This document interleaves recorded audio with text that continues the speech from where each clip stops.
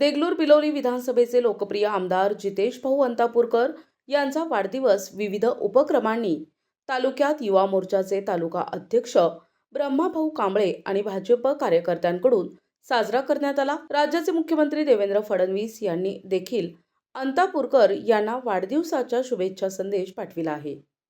आमदार जितेश अंतापूरकर यांचा 30 डिसेंबरला वाढदिवस असून ते सध्या आंध्र प्रदेशातील तिरुपती येथे देवदर्शनासाठी गेले आहेत।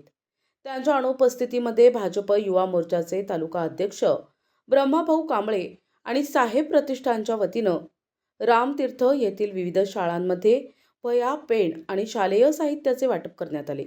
तसेच प्राथमिक आरोग्य केंद्रात रुग्णांना फळे वाटप आणि गोशाळेत गोमातांना खाद्य देऊन हा वाढदिवस साजरा करण्यात आला।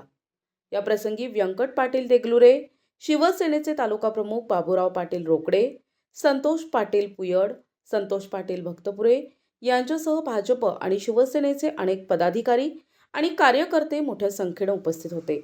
लोकप्रतिनिधींचा वाढदिवस केवळ होर्डिंगबाजी न करता सामाजिक कार्यातून साजरा केल्याबद्दल तालुक्यात त्यांचे कौतुक होत आहे। प्रतिनिधी दाताराव इंगळे, NTV न्यूज मराठी, बिलोली, नांदेड।